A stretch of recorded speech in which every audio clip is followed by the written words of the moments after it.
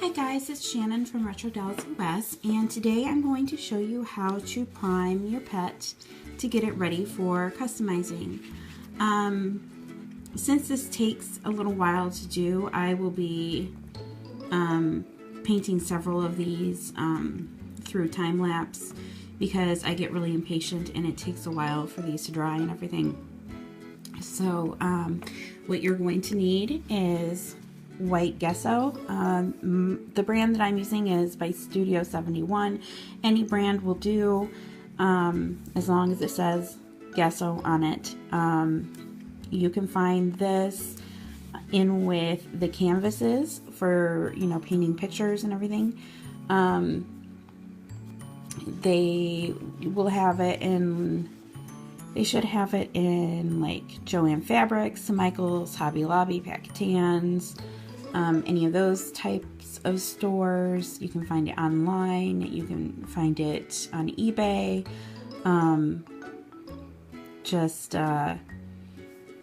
You know, I mean, this is basically what you use to prime your custom. You can use white paint to prime it. It doesn't matter what brand as long as it's acrylic.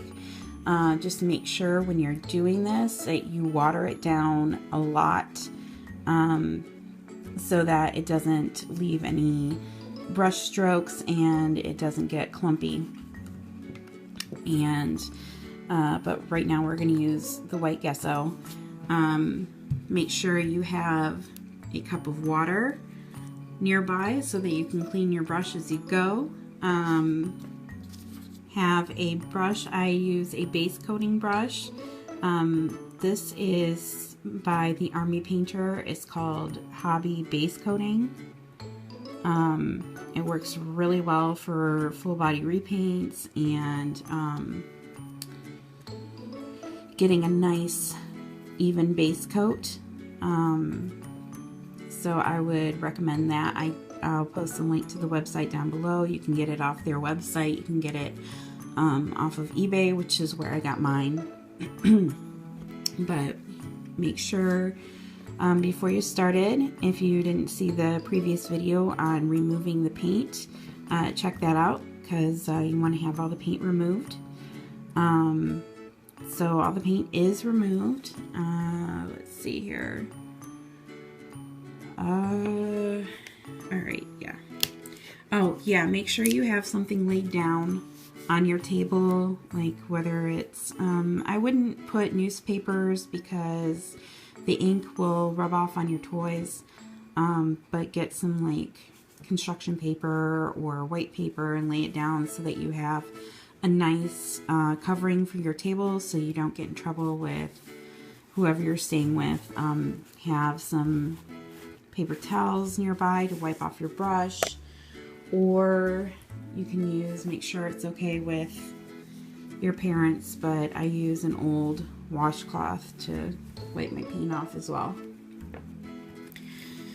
So what we're going to do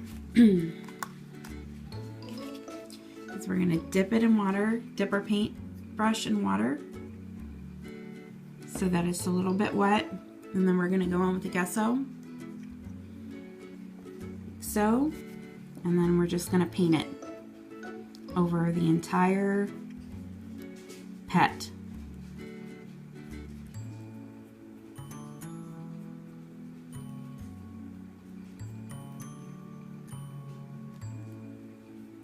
And I'm going to switch over to a time lapse in a little bit so that we can go a little quicker, just so you can see me doing this. But when it's dry, you know, okay, clean off my brush. When it's dry, don't be alarmed. It is not going to look as thick as you painted it on. It's actually going to dry fairly thin. It's going to shrink down. And it's going to be really rough to the touch. It's not going to feel like you painted it with acrylic or anything. The reason why it's so rough is it catches the paint and keeps it on nice and smooth. and it lets it adhere better, but you want to be careful because it can scrape off fairly easily. So I'm going to have to do a couple more coats because I don't want it quite so see-through, and I want a good base coat before I start painting this. So we are going to switch over to the time lapse, and I will talk to you at the end of the video. Bye.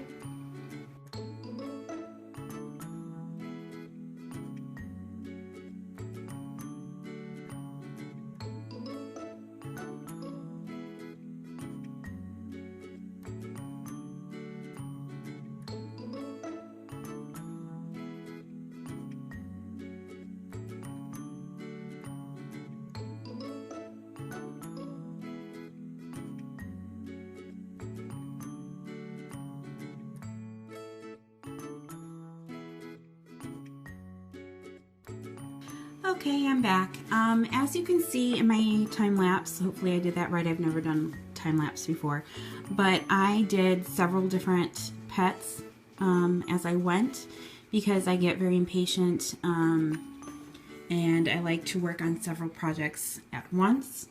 But if you're only working on one, you know, just take your time with it. Don't do multiple coats until each coat is dry.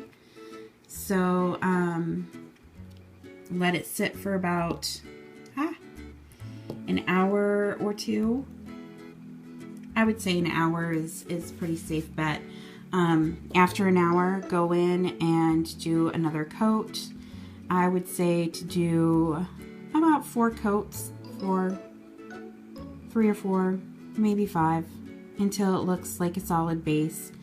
As you can see, it doesn't really look like it's covered very evenly right now.